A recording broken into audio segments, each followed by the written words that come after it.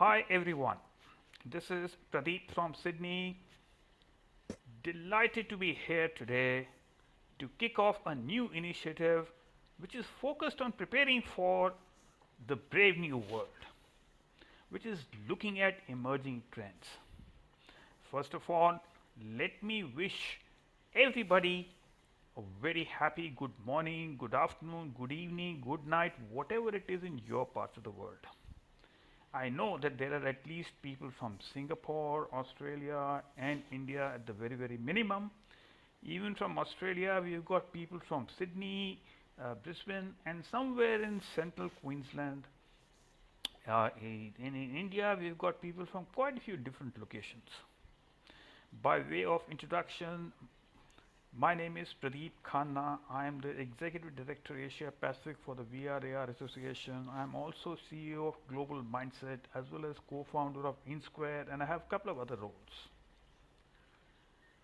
What got me thinking about this initiative was when in my role as Executive Director for VRAR Association, I started seeing very different trends in the labor market.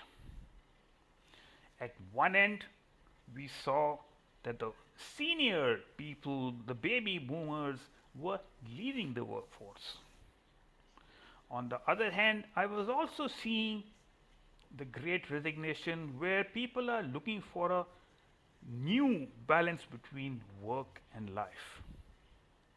But more importantly was when I was seeing platforms like Roblox, where 50% of youth below the age of 15 in the US are spending lots of time.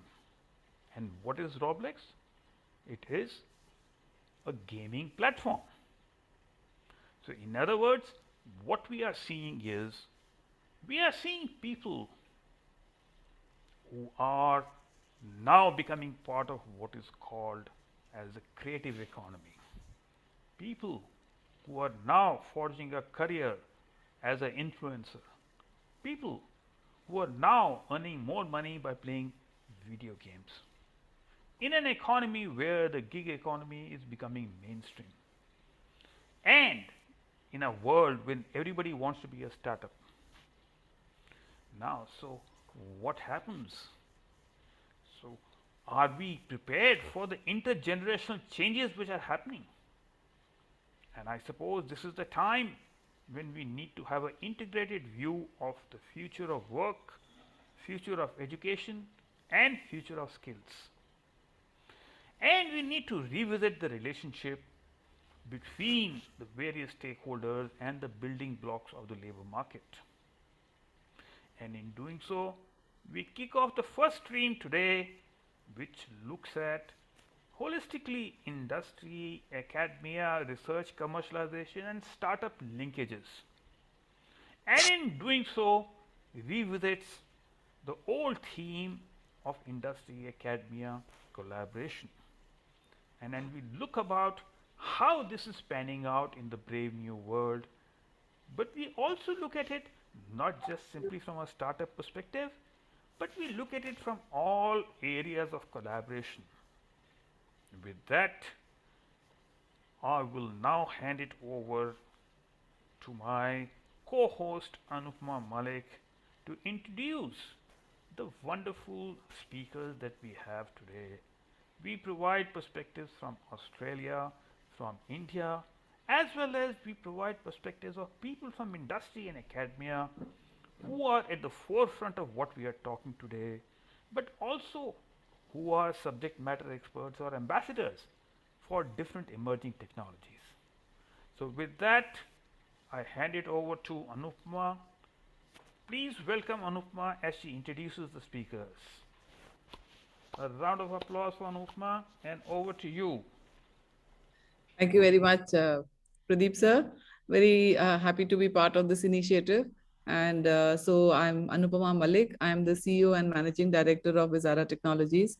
I'm also an IIT Delhi alumnus, and I have with me on the panel today of the speakers a whole lot of IIT Delhi students, IIT Delhi faculty. So there is a big connect of IIT Delhi here. And of course, Simon is with us, who's not from IIT Delhi, but maybe after this, he may wish to be that he is connected in some way with us as well. Well said. So to just quickly give a slide wise presentation, because there is so much to say about each speaker that if I keep speaking, I mean, I can, because I have a personal relation with most of the people who are on the panel today, and I'll cover that as well, but I would just have permission to share my slide, Pradeep sir, so I'll just start with that. Yes. We just see. Yeah. We can see now. Video so, on the panel today, we have Professor Shantanu Chaudhary. Currently, he's assumed the charge of Director IIT Jodhpur on the 10th of December 2018. He has a very distinguished, career, and starting with his education at IIT Kharagpur, where he did his his BTech, and has a PhD degree from there. In 1992, he joined as faculty member in Department of Electrical Engineering, IIT Delhi. And he's been a dean there as well. After that, he went on to become the director of one of the very important the institutes of science, which is Center of Science in India. It's called CSR CIRI at Pilani. He's got a lot of distinguished memberships, and he's a fellow of the Indian National Academy of Engineers and Science. You can obviously know more about him from this slide as well, but I would just go on to say that he is my guide in my PhD, which I did under him.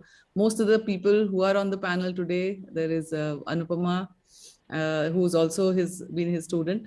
And what people don't know, I mean, from this slide, what you don't know is that he has also led many projects, whether they are of the government or implementation projects, in terms of where it involved a lot of innovation and research, as well as project management. And I think he has a very keen interest.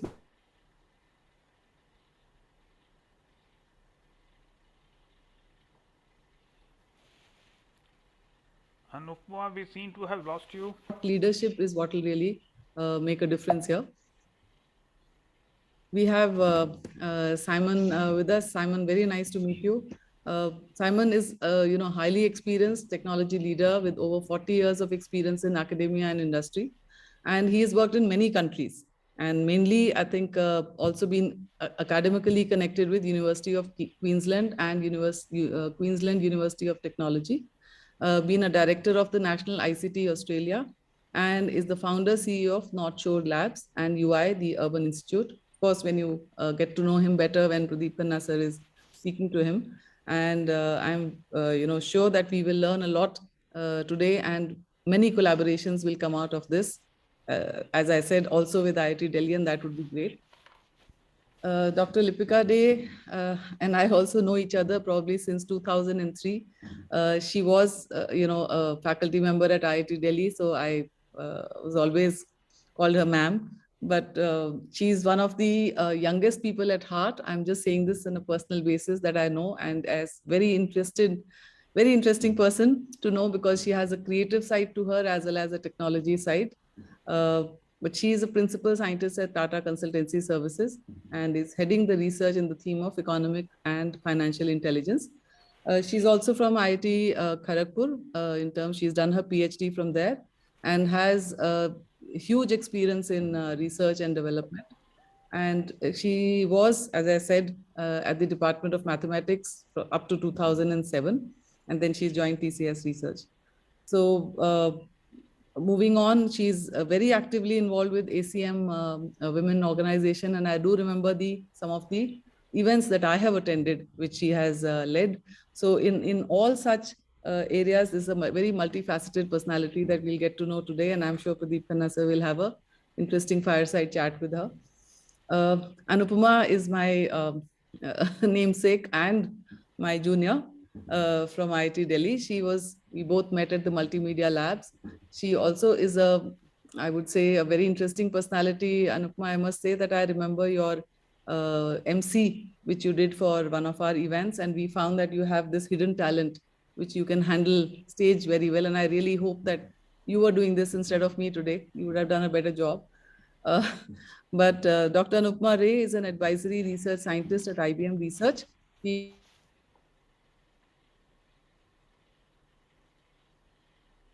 Young Scientist in Global Young Scientist Awards, and I'm very proud of her for that.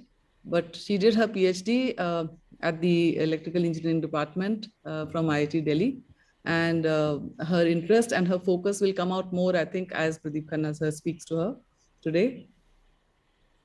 Uma and I I was 1 year your junior, Dr. Uma Mudanagiri, and again, a very hardworking and a very bright scientist.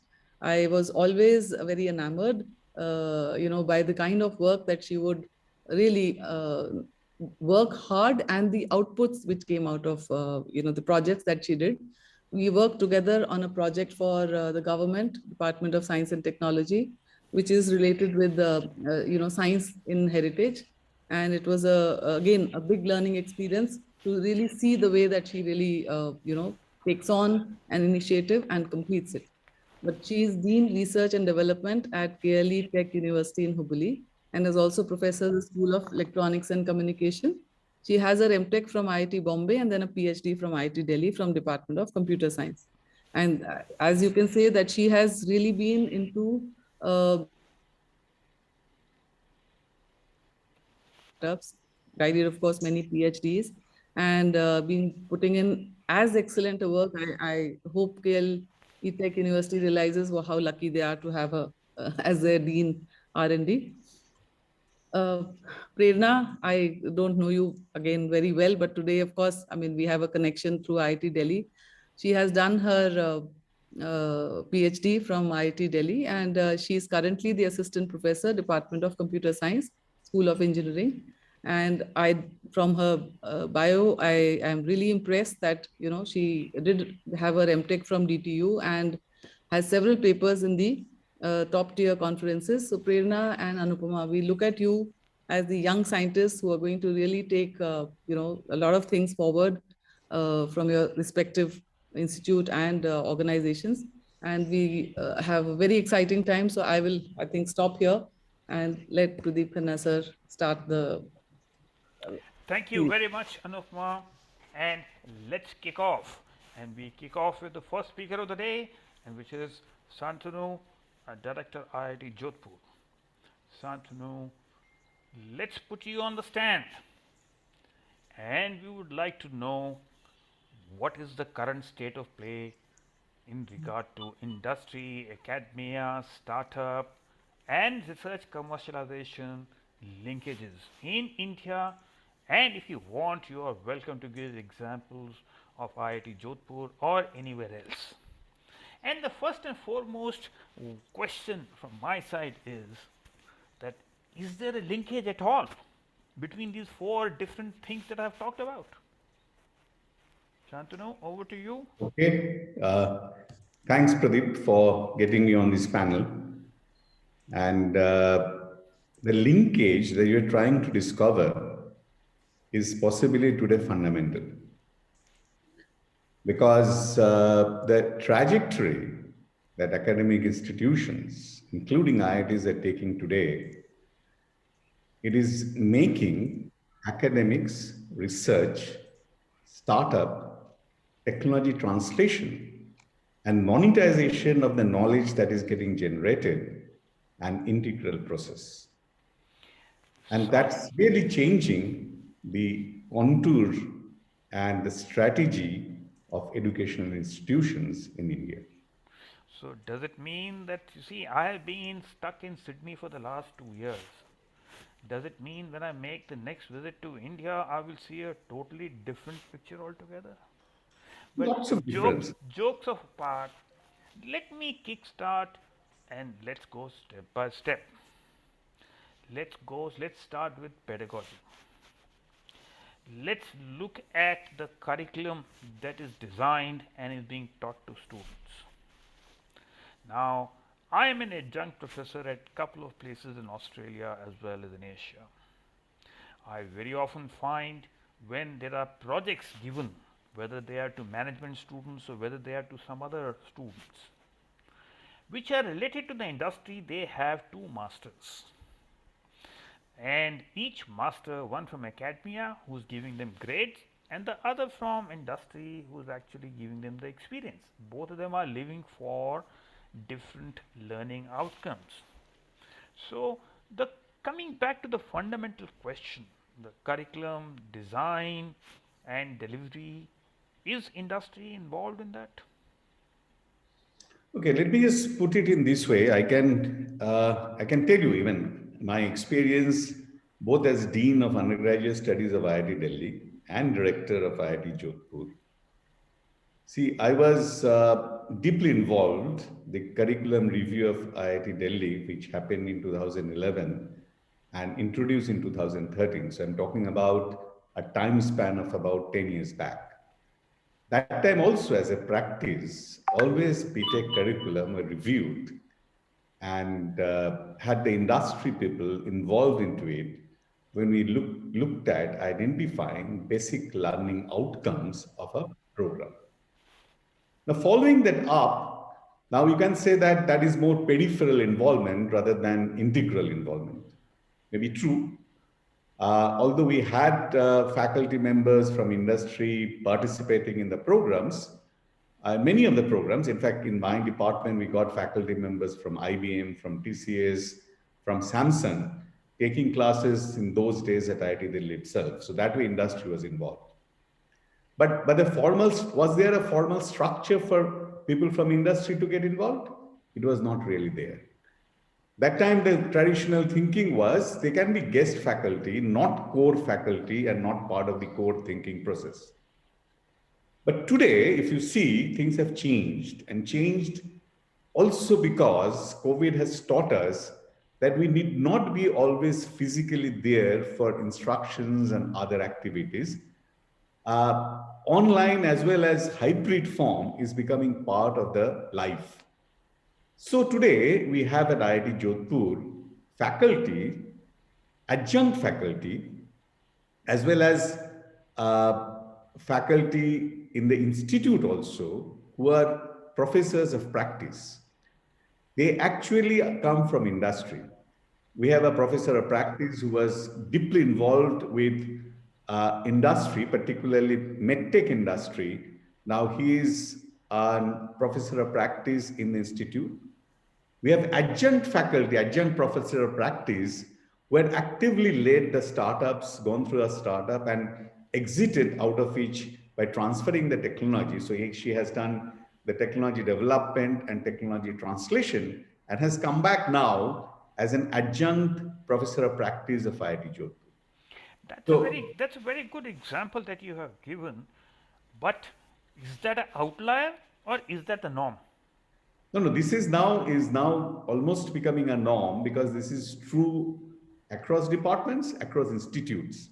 Because I know more about say IIT Delhi and IIT Jodhpur. IIT Delhi also has got a number of faculty members who have come back from the industry and joined the institute as professor of practice. So another question on this is that is academia going to industry for internships? Yeah, academia is also is in many cases as part of projects and other things are spending time with the industry, and but that has to speak up. I think the initiative which institutes have taken, some of the initiatives industries have taken, where industry is telling that you spend maybe 2 days in a week with us working on a problem, or even you can take a sabbatical and spend with us, but it may not be that many industries are coming forward with that kind of a relationship with the institute, but possibly institutes are now taking more proactive steps in that direction. Okay, now another question is in regard to research commercialization. The figures all over the world indicate that just about 5% of the research is commercialized. So, what is happening at all these innovation hubs? Are they an area for commercializing research also? Or are they just providing support in terms of incubation, acceleration, and other startup support? And what are the challenges in this? Okay, let me just put this. See, we already had incubators. In fact, history of incubators in IITs is pretty long. In fact, if you look at IIT Delhi incubator, it started around 90s, early 90s, and there are a number of industries which has come out of it. Uh, but newer IITs have having young incubators, and there are startups and there are accelerators. But innovation hubs are positioned in a completely different context. Innovation hubs will support startups, but at the same time, what is very, very important is the creating the culture of co-creation. That is, a startup or an industry can work together with the faculty in the innovation hub, creating technology, so that the translation process becomes integral. It is not that, and why the translation really is 5%, because what you have in an academic institution, your technology is at the level 2, 3, most of the cases. And maybe some of the cases can move to 4, 5, but not 7 or 8, where really the translation kicks off. So that part, that bridge is actually being built through these innovation hubs. In fact, just to give two examples, one is that DST supported innovation hub that we have at IIT Jodhpur in computer vision and AR VR. We actually created a group of industries who are linked with the hub, and they are participating in many of the research projects to take this forward. We're also starting another innovation hub in the space of AI of things at IIT Jodhpur. And this is a very interesting combination. The state government is coming in and putting in money, and IIT Jodhpur is also putting its own initiative and resources available to have this innovation hub operating. So that would work with a completely different kind of a financial model than those of DST. Okay. So therefore, various interesting innovations are happening in the campuses today to have all of these coming together and creating an ecosystem which facilitates translation and commercialization of technology. So, in other words, what you see the positioning of IIT Jodhpur is more as an ecosystem builder where all these transfers and cooperation and partnerships are going to happen. Well, I mean, I would love this to see actually this happen, and I'm really happy that this kind of a stuff is kick-started. But what do you see as the challenges? And let me kind of mention that we will have a deeper dive into each of these subjects in later sessions, but just to get a holistic view. See, there are lots of challenges. Challenges are in terms of this mindset. Actually, first is the mindset of the people who are entering academics. Okay, because they come with a mindset of a pure academic researchers, transforming them to possible innovators. So having an idea of innovation from research to innovation is one thing very important. The other thing is that the industries and the people who are funding research, they are gradually moving in that direction. Possibly that movement should be accelerated. And the rules and regulations have to be much more relaxed. And those rules which facilitate this kind of which we are looking at, it is a kind of public-private government integration, government agencies integrations. And what is today that economics also is pushing us in this direction, because it's also an expectation, I think, from the government and the people is that institutes should produce technologies, not just the manpower, but also technologies which are reaching people, and that also generate resources so that these institutes can also grow. So therefore, the ecosystem, the dynamics of the ecosystem, that earlier dynamics of ecosystem is that the funding is coming from the government and the education happens and you produce papers, know-hows, knowledges, as well as the students. Now it is becoming a kind of a business model, to say so in a different way, an emerging business model of running institutions where government funding or support is one component, but there are many other components which would come together, and that's also changing the nature of the product of an academic system, not just the students or knowledge, but also tangible technologies. Okay. Thank you very much, Santanu. In the interest of time, I have to stop the discussion with you today, but there is lots more to discuss, and we'll be picking up on some of these themes in later session. So please give a big round of applause to Santanu for sharing his wonderful insights. And as we now move across from India to somewhere in Queensland, and where in Queensland, we will ask Simon. Now, I have known Simon for quite a few years. He's a good friend of mine. And I find him as one of those people again who's oscillated between, interface of academia, industry, and startups. So please welcome Simon from some part of Queensland. And with that, Simon, could you tell us what is happening in Australia as per your experience along industry, academia, research, commercialization, and startups? This kind of a linkage. Can you guys hear me all right? Yes, we can. Audio's okay? Yes. Great. First of all, Okay, so which part of Queensland are you speaking from? I'm on the Sunshine Coast, which is a couple of 100 kilometers north of Brisbane, where the weather is excellent, and there's a welcome for all of you when you come and visit. And are you close to the beach? Am I close to the beach? I'm 200 meters from the beach. Oh, fabulous, fabulous. Okay, back to you. Although I have to say the invitation to visit IAT Delhi was very gratefully received, and I hope that soon, with COVID becoming normal, that sort of thing will be possible again. Look forward to it. Always enjoyed traveling to India. So I really enjoyed what Santanu had to say. And I was reflecting on how, when I was a dean at a university, I would have said the same sorts of things, and I would have argued for the same sort of vision. But about 7 years ago now,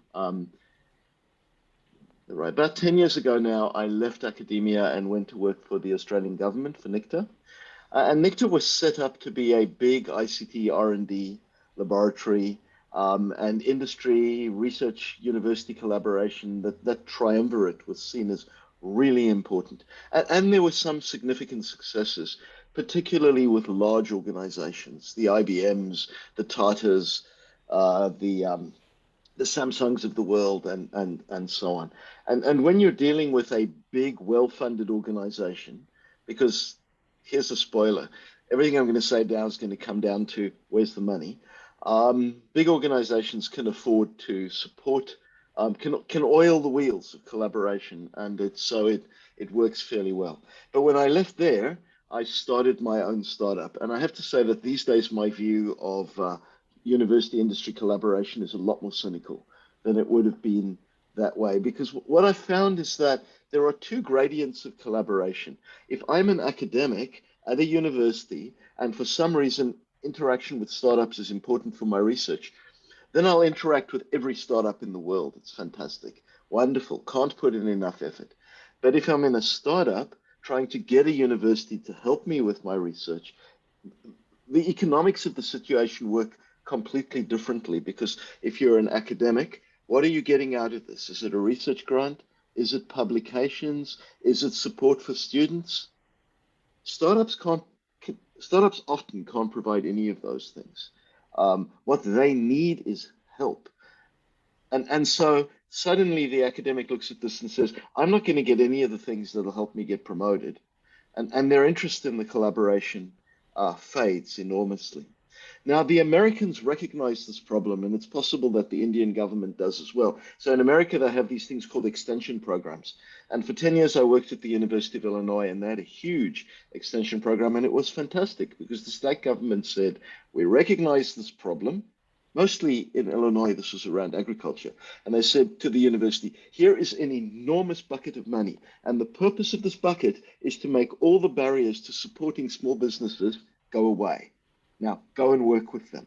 And so there was an entire cohort, some of them adjuncts, some of them junior academics, some of them research assistants who were doing their PhDs, whose job was to make that happen. Now, when we look in the Australian context, that oil simply doesn't exist. So I found that my university collaborations, even though of course I've got many friends in a strong university network, they've shrunk to interns.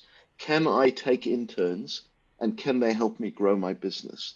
But the broader kinds of collaboration that I'd like to have, until we get big enough to actually be able to fund those collaborations, even at the level of a joint grant with the ARC or something like that, it's extremely difficult for the university sector to engage. And to be clear, I'm not criticizing the university sector for this. I think they'd like to be much more engaged, but the economics of it make it extremely difficult. So I was very fascinated. I was on LinkedIn today and I saw a post by somebody.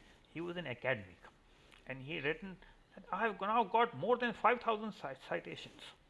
So I just put a comment over there and I said, great, but what about industry academia collaboration? There was no response. But coming back, let me ask you another question. In NICTA, when you were there, what kind of a academy industry collaboration was happening? I know that it was a joint body, it was a kind of a innovation hub where academics were coming, on secondment over there. But tell me, what exactly was happening over there at NICTA?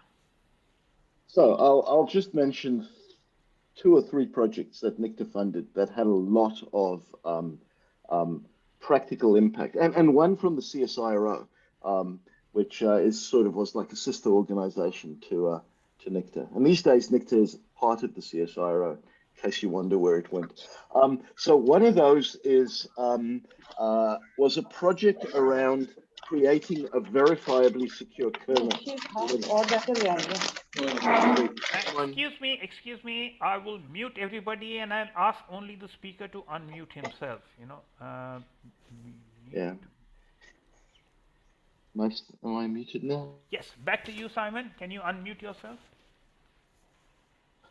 Right, here we go. So there was a project that was started in the University of New South Wales, moved into NICTA. Its purpose was to create a secure kernel for Linux that you could use in things like satellites. That was the original application, but it's used in all kinds of IoT devices these days. And that went through NICTA, eventually spun out and was bought by a multinational. By what you mean, I can't remember who. They put in a ton of money to turn it into what was effectively a product, but still open sourced. The SEL4 kernel, that's what it was. The second one was a collaboration between NICTA researchers and the geography component of the government, and the job was to build an open source mapping system that could be used to load up any kind of data.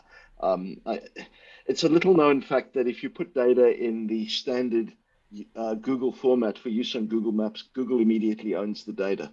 It's a consequence of you using their data formats. So the Australian government didn't want to do that. So this was something that could deal with any data formats. And the last was again a map-based project from that was done by the CSIRO, and it's called the Atlas of Living Australia. And the idea was to create an open source environment into which all kinds of natural history type data could be put. And that's grown up to become this fantastic resource for citizen science around the country. The key thing that made all of those work is that the question of how to fund it never had to be asked. Once the project was approved inside NICTA or CSIRO, there was funding for the researchers, there was travel money, there was whatever else. I mean, it wasn't like everybody had a Bentley, but it was funded at an acceptably reasonable level, so people could actually work together on the project. So bringing that back to my first point, I mean, and Nick worked on a project that had a lot of this. Nick Tate, my colleague who is here, that was all about creating a sort of cloud ecosystem for open research in Australia, which was hugely successful as well. Once you can establish the funding, then you can establish the collaboration. And the point I was trying to make earlier was when you're a small startup, you simply cannot make all the elephants line up to make that thing happen, or only in very rare circumstances. I take the point, Simon, but I suppose the question comes in that when we refer to funding, then was the funding coming from the government in the case of NICTA, or was it coming from the industry? The core funding all came from the government, but there was an expectation, as there is with the CSIRO, that exactly what Tanu said in the beginning, that a certain percentage of the funding to make the institution work would come from industry. And industry here might be DARPA in the US, or it could be Microsoft. So not necessarily Australian Okay, funding. so I was speaking to some folks in QUT, and for my colleagues in India, that is Queensland University of Technology. And I do recall visiting one of my visits to Brisbane, I saw was a research commercialization hub. Now, if you are aware of that, any comments as to how is that model working? Because I found that there were a number of startups also operating under the same kind of building. So, any thoughts on how effective that is happening? Look, I think these things are always very effective for a slice of the problem. In the biotech world, more than anywhere else, I've seen the collaboration between university and industry with government funding work incredibly well. And so the IMB at UQ, the Institute for Biomedical Innovation at QUT, there is an enormous biotech incubator in Singapore, and embarrassingly, I've forgotten the name. But again, very successful. And that's because the line of sight between biotech research and commercialization is much more clearly understood. Whereas in IT, although the people and the raw technology tend to come from the universities, the ideas that actually make it into product frequently have to pivot so often before they find their market that they're no longer really recognizable as whatever the idea was that spun out of the university. I mean, that's not always true, but it's true a lot. So things like this incubator at QUT fill a niche of exploration, and sometimes that exploration leads directly to viable commercial entities, and sometimes it's one of a ladder of stepping stones that have to be climbed up. And the ability of the university to engage the whole way along that ladder obviously tends to recede as the work moves further and further away from its research roots. So that sort of thing's really important and it should be encouraged. But it shouldn't be seen as like the philosopher's stone that solves all the problems, unfortunately. So, in the interest of time, I have to end Simon's session today. But there were some very interesting points as Shantanu, and likewise Simon makes some excellent points, and we will summarize these towards the end. But like I said, this is not just a one-off event. This is about how do we prepare ourselves for the emerging brave new world, and how do we get a collaborative ecosystem in a cross-border sense. And one of my colleagues, which Simon also mentioned, Nick, he's also on the call, and I'll also be putting him on the spot because he is the president of Australian Computer Society, and what role are such associations playing is one of the thoughts that I have, but more about that in a later session. So please give a big round of applause to Simon. And from Simon, we now move across to where? Well, should I say the company? Should I say the physical location? Or should I say just please give a big welcome to Lipika. Lipika, welcome to the session today. Now, Lipika works as a principal scientist, or I don't know what her exact title is, but she's somebody big, in research. And she works with TCS. She also teaches in number of higher education institutes. So at one end, I want to, and one of the things that we are doing in this platform today is looking at different emerging technologies. So we are also talking to Lipika from AI ML perspective. Now with that, now I want to kickstart the discussion, Lipika, by first taking on your role where you are teaching. Now the curriculum and the course design that you do, you are coming from the industry, but how much are you influenced by credentialing requirements, and are you able to get industry perspectives when you teach this? Thank you. Very good afternoon to all of you. Good evening. for whoever is in the evening zone. Yeah, so my interest in teaching, of course, is from the days I was a teacher at IIT Delhi. But beyond that, I also have to mention the role of TCS in encouraging us researchers in getting into various academic institutes as visiting faculty, adjunct faculty, and so on.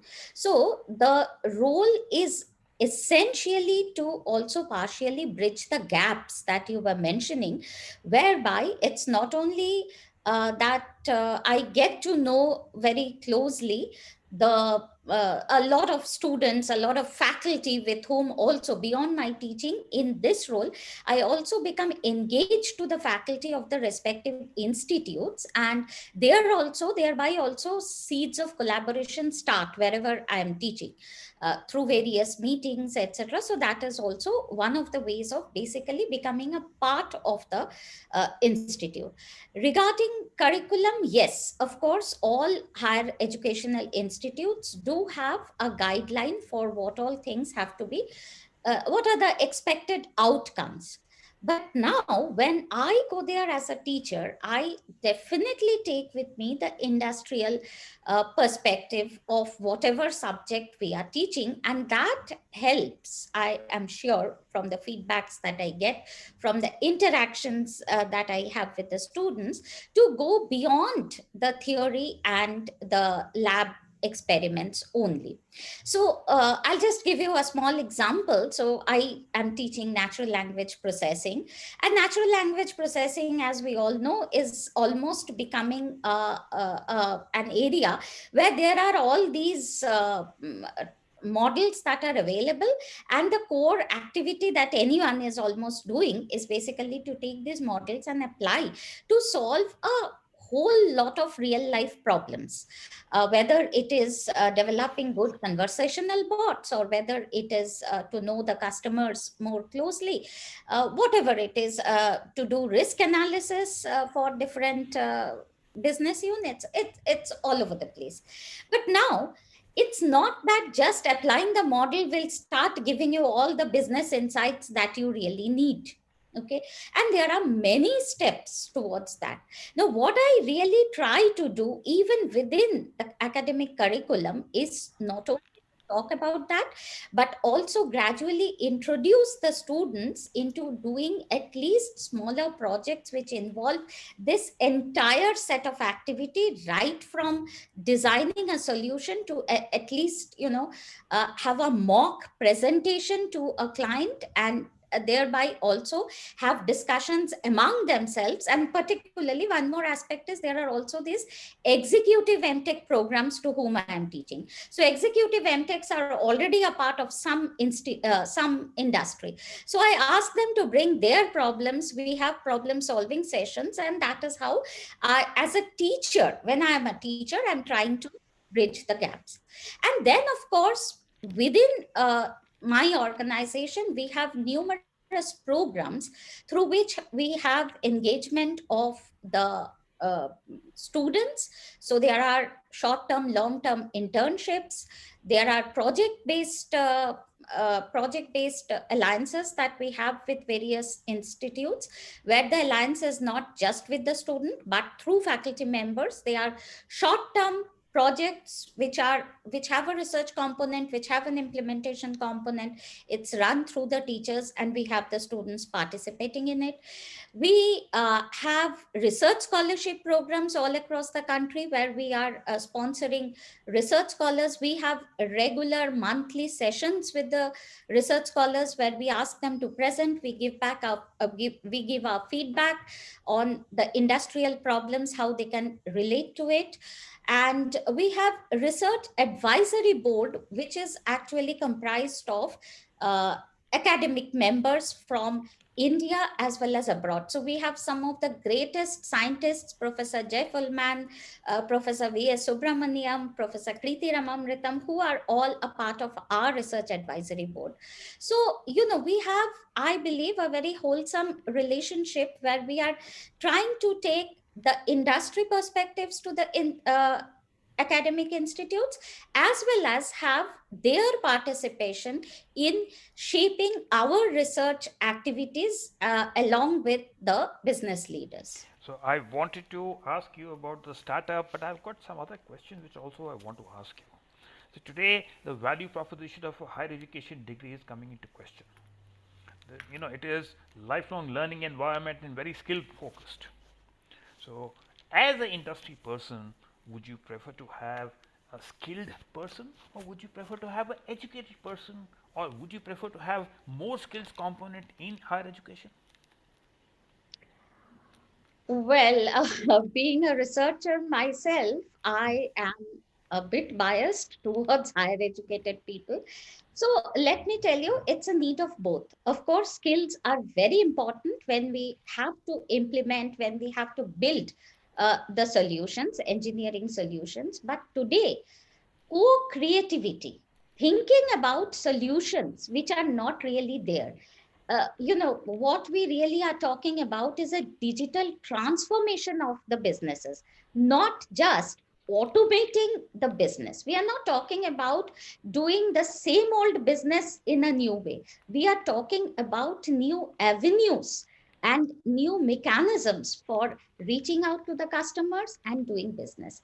So co-creation, co-designing are some of the uh, keywords that we all have in our the entire segment today, and that is where I think a mix of both is very important. It's important to have highly educated people, PhDs, very good MTechs, who can think out of the box, who can really visualize, conceptualize, have the mechanisms for building solutions in place. And then we do need highly skilled people who can take the idea forward and build it into a product. So it's a mix, but I can never do without really highly educated and creative people. Okay. Now, in our initiative, you see, one of the perspectives that I want to take is also look at business technology and design. Yeah. And yesterday, I was having a chat with some of our colleagues who are going to join us from the design aspect, and they gave me some very good nuances in terms of how engineering tends to be structured and how design kind of unstructures or opens up the mind. But we'll pick up those themes in later times, and because of time limitations, I have to cut short. But there are a whole lot of other questions which are emerging, which we'll pick up on you, Lipika, later on. So please give a big round of applause to Lipika. Enjoyed your perspectives. Let's go from Lipika to a younger generation. Not that Lipika is also older generation, but none other than Anupma Ray. Anupma, are you there? Yes, sir, I can hear you. So Anupma, first of all, tell me who's the real Anupma? I hear that you are the brand ambassador for IBM for quantum computing, but your focus is also onto AI ML. You're also a big champion for inclusion. So will the real Anupma please stand up?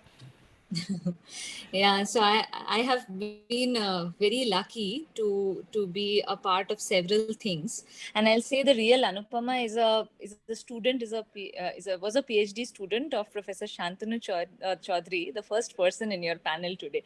So I'll start from that Anupama, and that Anupama still is the same Anupama. Okay, so even during my PhD, I was passionate about a couple of things. I am still continuing to do all of that.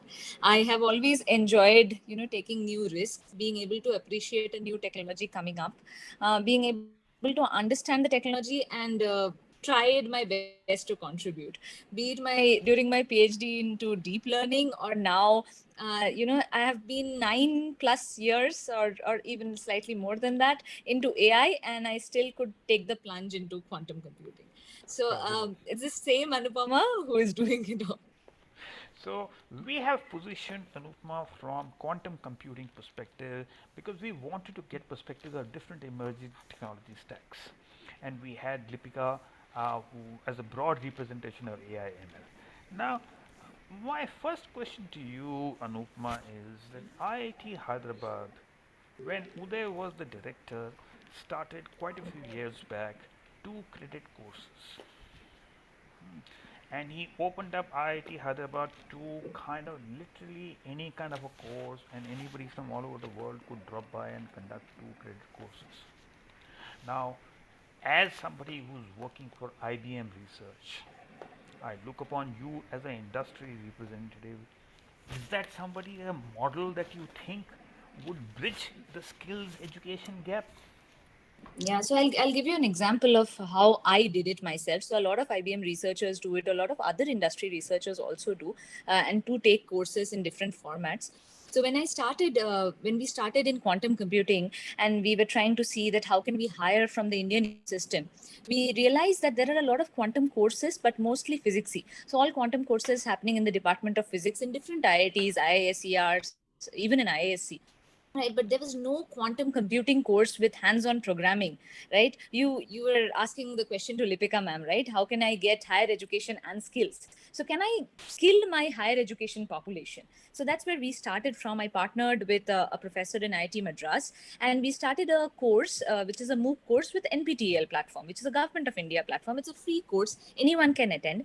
And last year we had over 10,000 students attending, and this is a portfolio of 60-65% students, 20% people from industry, and 13 to 14% people from academia who were participating and learning in this course. So there are different formats. I do teach in a lot of other, in IITs, IAC. We take courses as a part, sometimes as a guest faculty, sometimes I take a full course in some of the IITs.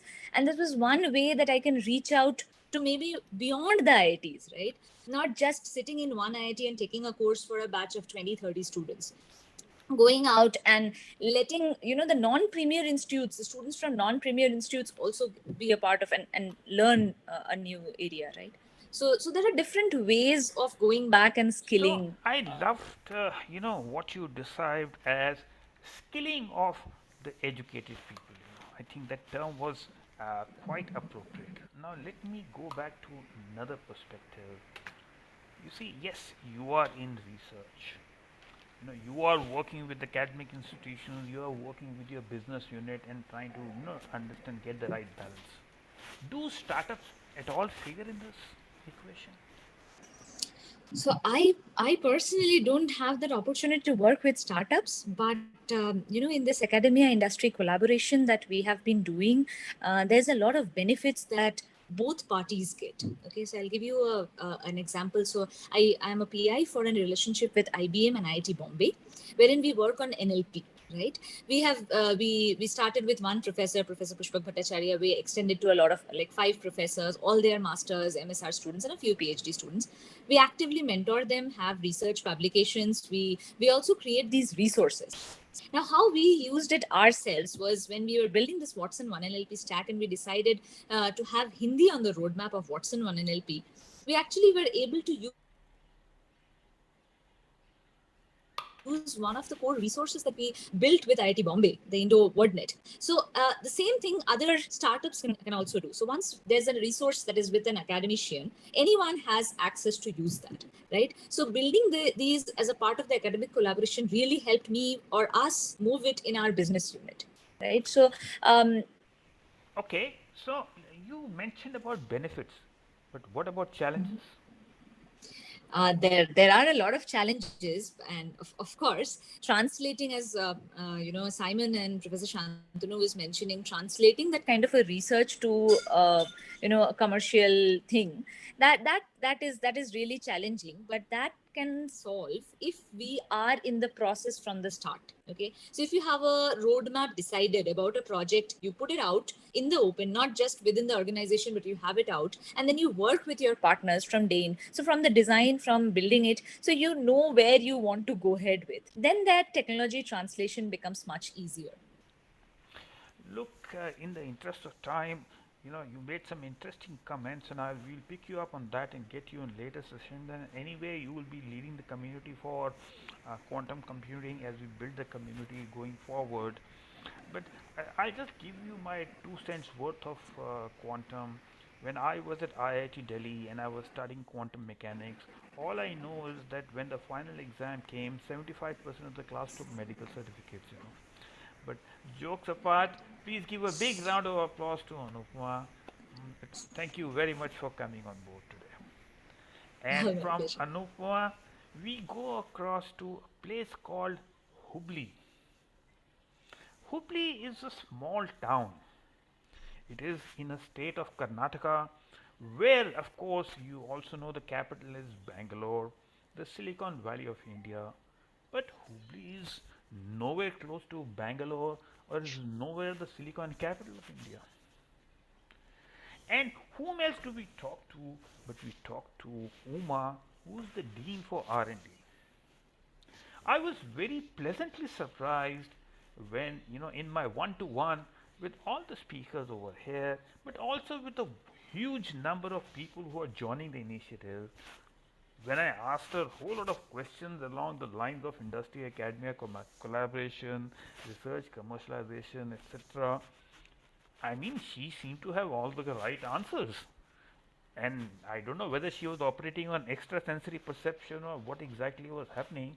So please give a big round of applause to Uma. And I want to mention this, Uma.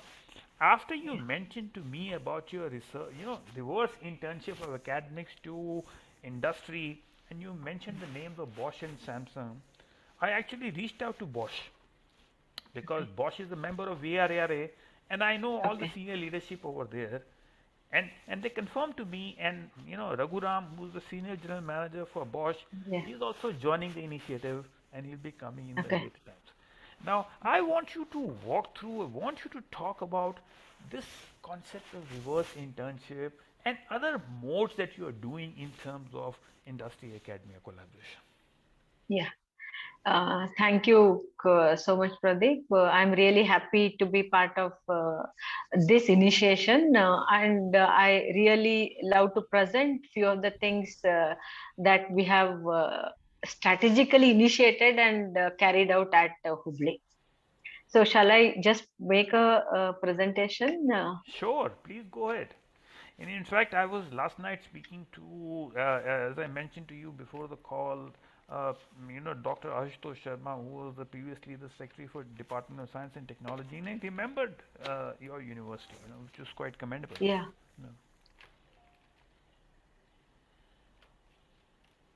Somehow I'm not able to share. Just go into the share screen button over here, just like a normal, and you should be have everybody has access.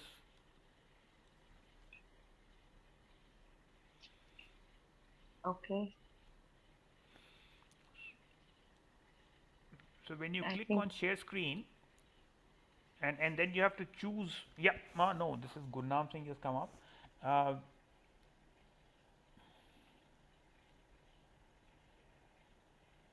If there are challenges in sharing the screen, would you want to talk through in the interest of time?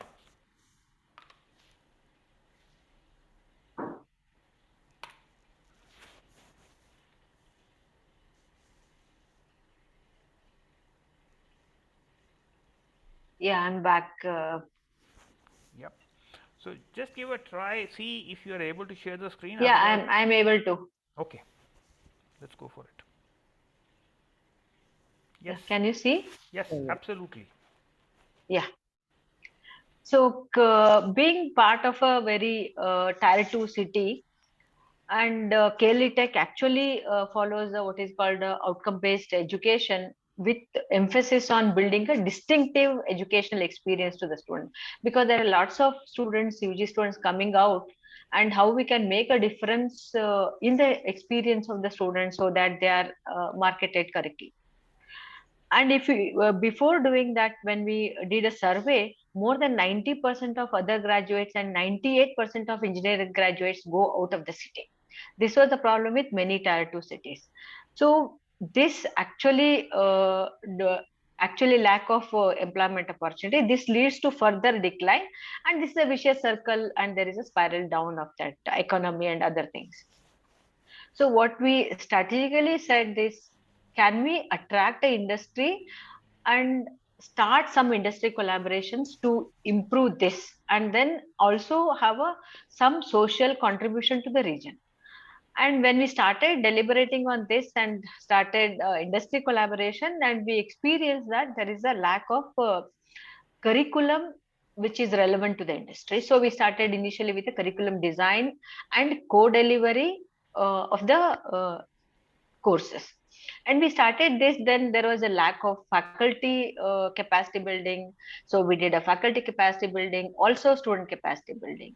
And we also did, to know the capability of faculty and other things, we also did a collaborative projects with industry which are critically reviewed. So we went all these step by step, and then started doing a faculty internships. We send our faculty for 9 months to the industry. And then we started a joint research labs. I think Shantu sir was a part of inaugural of joint research lab with Samsung. And also we started a collaborative research program like MS Engineering with Bosch as well last year. So these are the few things. Just to give you the whole story, I'll just walk through how we did one example with Samsung. So we started initial in 17-18 with lots of their intervention in BOS and academic council. We do our curriculum revision every year. And we also started a collaborative research projects and started few set of courses. Then we did a capacity building, faculty workshops, internships, and also co-teaching of few courses and codeathons and worklets. And then we started more worklets. Currently 40 plus worklets are being done with Samsung, with the student, UG students. Our more main emphasis is UG student, because the PhD and MTech quality of students is much lower. So they are running those programs, but they are at the moderate level. And we started the like, can we have a joint lab? So in the phase 1, we started the joint lab, and then this is what is the joint lab. So we inaugurated this joint lab, particularly it's called the Seed Lab, Student Ecosystem for Engineered Data. And then there is a plan how to actually take this lab to the next level, and over next 3 years lab should become a sustainable model in, like, it's a kind of a startup in this area. That's a plan for next 2 years. That's a phase 2 phase. And also to look like this entire ecosystem, how it started working is because of our model of what is called a Center for Technology, Innovation and Entrepreneurship. So being in Tier 2 city, attracting the entrepreneurs to the campus or here, it's very challenging. So what we started doing is a two-pronged approach. One is attract, support external entrepreneur without putting any condition, and give a value proposition to the external entrepreneurs who have a connect to this local region, and use their connect being in the campus, and then help internal student entrepreneurs to develop. So this really helped to students got a real experience of the startups and the support of external like entrepreneur ecosystem or a startup ecosystem here. We do have a minor in entrepreneur ecosystem, and many students join because of that minor to the institute. And we are really happy. Our model is being replicated across and these are the few outcomes of that model. So more than 92 plus startups, over more than 100 plus crore cumulative revenue, 28 student startups, 2 actually are more than 200 crore evaluation, 1900 new jobs in Hubli. It's not very big in city like Bangalore, Kolkata and Delhi, but city like Hubli, 1900 engineering jobs in Hubli really makes a difference to the city. And more than 600 plus student do internships at these startups. And it's also recognized by TBD, DST, as well as the whole lot of MSME and other things by MIT and other things. and how the synergy of these startups and the research really makes a difference. Just to give you that, so we were part of the DST project, Digital Heritage. The student worked on these things, and the few students really fascinated, and they also saw the ecosystem here, startup ecosystem, and they started a lab in app. One of the few students, 4 students, and recently that's been acquired by Byju's. One more startup, Snapcrude, which is actually again started the students who worked on these projects, and then they really got a now Series A funding. Now they're shifted to US as well because of the policy of next level of funding. So thank you so much. Thank you very much, Uma. I really liked your presentation and look forward to engaging further with you as well as the broader community as we look at what are some of the best practices which are happening both over here in different parts of the world and see that how do we get these best practices rippled down through the ecosystem. So please give Sure. a big round of applause to Uma, and Uma, if you can stop sharing the screen, then I will Yeah, go sure. across to the next person. Yeah. And the next speaker of the day is Prerna. Now, Prerna is is quite a big favorite of mine for one reason. Because my initial interaction with Prerna was on one of my favorite subjects, which is VRAR. So, with that, please give Prerna a big welcome. And Prerna has been positioned from computer vision perspective. Prerna works as an assistant professor at Jawaharlal Nehru University, which is quite a large university which has a liberal arts kind of a focus, so as to say, although it's quite adjoining to IIT Delhi. Now, Prerna, my first question to you is that when you were doing your PhD at IIT Delhi, was there industry involvement into the project? Yeah, thank you, Pradeep ji. So I'll start with my PhD journey as you were asking the first question. So during my PhD, actually, I worked in two kind of works particularly. One was more towards fundamental side, which culminated in the thesis, PhD thesis, and the other was involvement with Celestini program India. So I'll tell about the inception of this program. So the inception was done by Marconi Society, and there were many Marconi fellows who were involved, who were working on small projects, particularly for socioeconomic conditions in developing nations. So I came across one of the very well-known researcher. Now she is at Google Brain, Dr. Akansha Chaudhary. So she introduced us to this idea of Celestinian program. So she, along with my supervisor, Professor Brijesh Lal, we started this program first in India in 2017 during my PhD. So basically, we started it as a competition where we involved different undergrad students from across the country. We invited them for submitting their proposals, where they really outshined, and some of the projects were selected, and the students came across to IIT Delhi where they were mentored by us. And some of the projects were also selected and showcased at Google TensorFlow Dev Summit in 2019. So one of the projects was on air pollution monitoring in Delhi.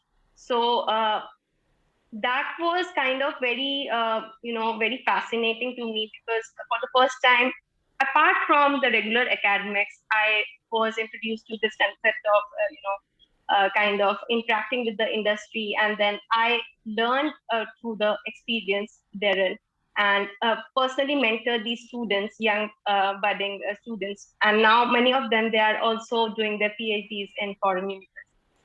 So I think, that was how it started off. Okay, so let me move on to what you are doing at the moment. You are teaching as well as doing research. Now, let me ask you the first question which I asked a couple of people over here. When it comes to teaching, do you have industry involved in designing of the curriculum and the content? Or for that matter, Right, even for delivery? right. So actually, within my limited tenure of association with the academia, I have been associated to two institutes. So I'll first start about how we followed or what were the best practices that we followed in IIIT Sri City. So IIIT Sri City is a PPP mode institute where there is funding from both public as well as private sector. So there is a lot of flexibility in the design of the course curriculum. So you know the faculties themselves, they can have industry co-teaching the particular subjects, and especially the location of that institute is in a SEZ zone, special economic zone. So there are a lot of industries which gives avenues for the students also to do internships at those locations. Now, there, whenever I developed my course curriculum, I always kept a component which would be taken up by the industry panelists as guest faculty. So either I would introduce them as guest lecturers, or they could take a particular portion of the subjects, and then they had the flexibility to teach that particular portion as they want. They could have hands-on practices, hands-on sessions, or they could have particular projects which would be done by the students.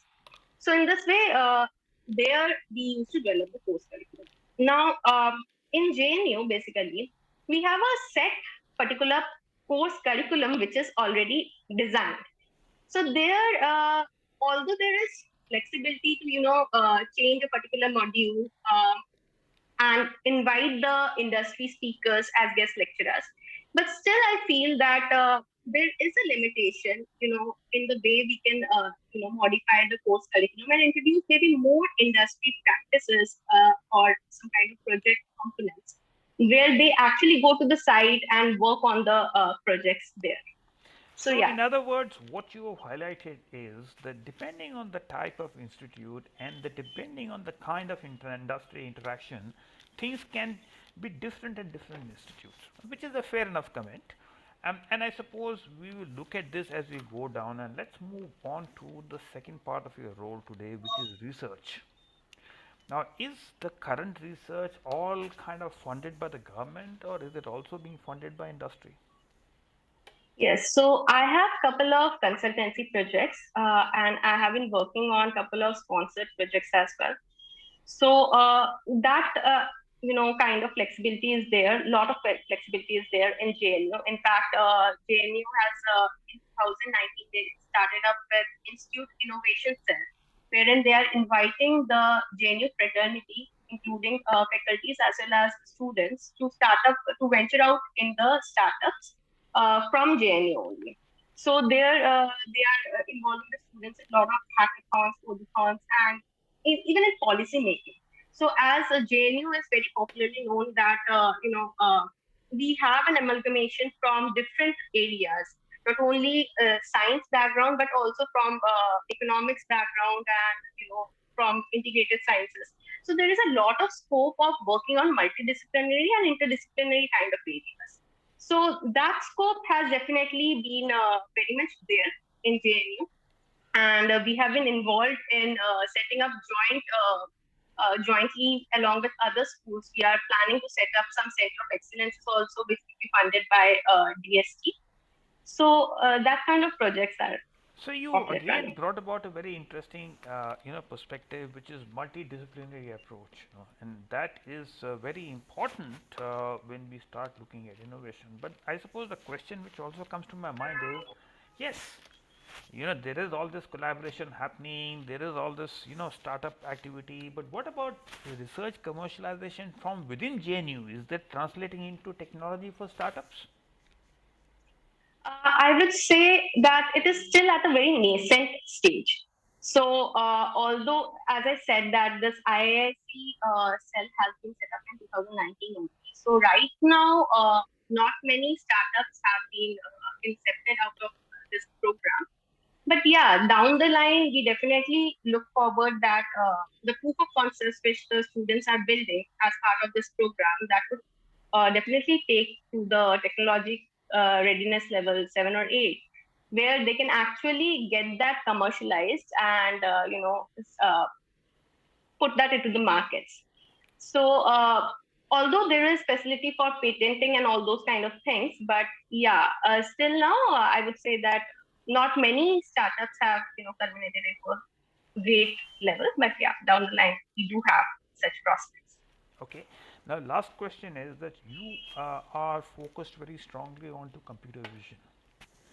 Are you across or in touch with what is happening in computer vision at industry level all over the world? Not academia, but industry. Yeah, so definitely I do follow the researchers of DeepMind and Facebook AI Research, which have been the pioneering, which have been at the pioneering end for vision as well. So vision, I would say, is no longer existing in as an independent module. Now vision has been integrated with graphics also. We see vision applications with robotics and SLAM, and then there is a vision application with IoT also. So I would say that the fundamental problems which existed in vision has now translated into all these areas. So yeah, definitely I do follow these researchers, and I have been very fortunate to be associated with some of the panelists also, Anupama and Ritu ma'am. So I have been collaborating with them as well in some of my Excellent, excellent. Actually, my question was not whether you are following, but whether you are engaging with world leading. But more about that on another session.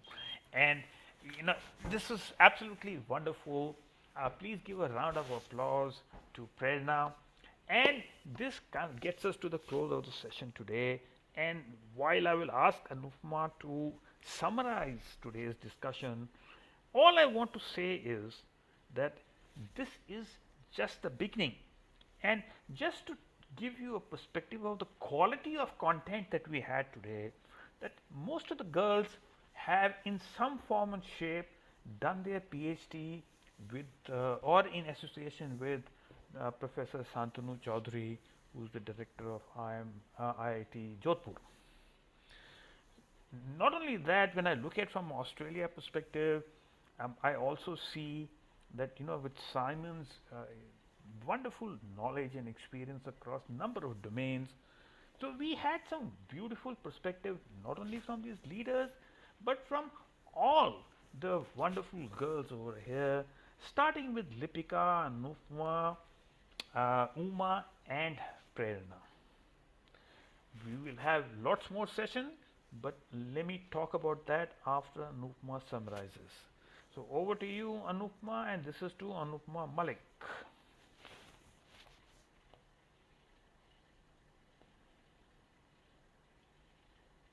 Anupma, are you there or are you mute?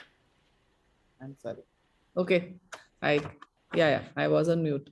So I was just saying that rather than me summarizing, I think the three people who started this conversation, I would really want a minute from each of them, because they've heard the younger lot here. They've heard the whole thing out, and they've been different perspectives, from Shantanu sir's side in terms of both government and academia, and when it comes to being a director of an institute and how the institutes can be the ecosystem, to Lipika ma'am when she spoke of how TCS is supporting, this whole aspect of industry academia collaboration. Yet it is to take, there are many challenges which and specifically looking at the fact that you still do need higher educated people, even if there are. So a co-creation model would be the greatest mode of going. And Simon, when he mentioned that without funding, whether it comes from the government or industry, there is no way that this collaboration really succeeds. The projects which have been good are because of the money, and it has to come from somewhere. Anupama has been doing by hand. She's been creating these courses which can skill people more practically. I mean, higher educated people to be more skilled in factors which can actually have products and solutions. To Uma, who's taken a very step-by-step approach to really creating startups which are doing well. So research translation to having successful startups. She's really created that kind of an ecosystem while having a hand-holding from industry.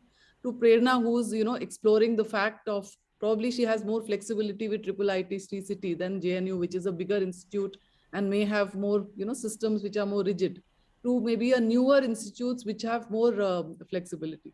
So I'm going to actually ask Shantanu sir to give her his 1 minute, then Lipika ma'am, and then Simon. I think that really summarizes this best. See, let me just put across, I think the whole presentation has opened up a new perspective on what is happening globally in the space of industry, academia, collaboration, startup, and technology translation. In fact, to summarize, it's a change which is happening in the country and globally, because the future of work is completely different. If you start talking about gig economy, then that unstructured economy and innovation that is expected to play a critical role. I think today's academic institutions, industry and industry academia interfaces are getting uh, oriented in that direction. And these today's presentations by all of you, I think is actually an indicator of that trend. So disruption is not only through startups. I think disruption is happening through process. And these talks are actually indicative of the disruptions which are happening in the ecosystem today. Thank you. Lipika ma'am. Thank you. Yeah. So it's been very nice to listen to all of you. There is definitely a change that is happening. It does take time, and me particularly coming from a very big industry, I know there are a lot of steps, challenges, NDAs, and all kinds of things that are there. But then we are changing, and as you know, I'm hoping that very soon we will be neighbors also in the IIT Research Park, and that is something, a very positive change that is happening in all the major IITs. Uma mentioned the research parks, where they would be really the places for co-designing new solutions, new approaches, co-researching, and definitely making a newer India. Thank you. Thank you. Thank you so much, Simon. Thank you. Very quickly, just 2 points. The first is I've been enormously impressed by everything I've heard this afternoon. The wealth of capability and talent, the breadth of entrepreneurship that's growing across India is very, very much on display this afternoon. And I think all of the people on the call who are my colleagues at Indian industry and universities and research institutions should be enormously proud of the roles you're all playing in making this this new ecosystem emerge. You can really see it beginning to come to life. But I'm going to end with something I didn't talk about earlier, but I can't resist putting this in. We need to be exceptionally careful that we don't start imagining that higher education is unimportant and that vocational education in industry is somehow a substitute or equivalent for it. The truth is the people I hire are smart.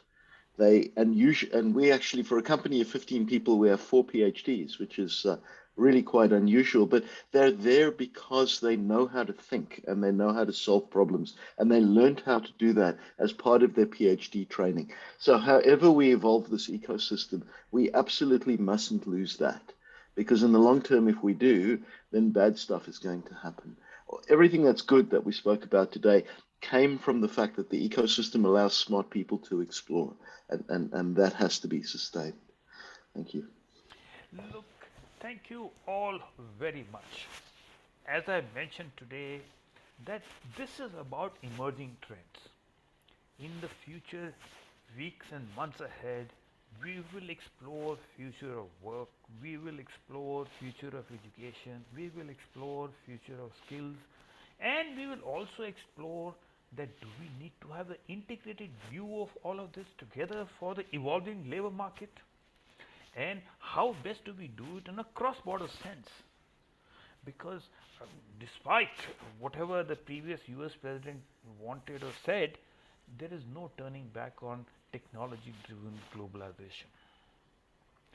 With that, and some of the themes that we discussed today are very much similar to what is happening in Australia, as my colleagues Simon, Nick, and Harjeet will say. The concept of Hubli We've got regional Australia, we've got regional universities over here. So it's a similar kind of a construct. So it will be good to also look at those kind of things which are happening across. So with that, let me first thank everybody on the call today. Everybody who joined in, who participated to kick off this initiative. Going forward, you see today we do not have any Q&A from the audience, but from going forward I will be adding a part of the time not only for QA but also for networking, because end of the day this is about building a cross-border network and a collaborative ecosystem. So once again, thank you very much, and I will be in touch with you as we go forward and share my thoughts and get your inputs into the evolving. Take care, enjoy your morning glass of tea or a cup of tea or an afternoon lassi or an evening glass of wine, whatever it is in your part of the world. And I will stop the recording now.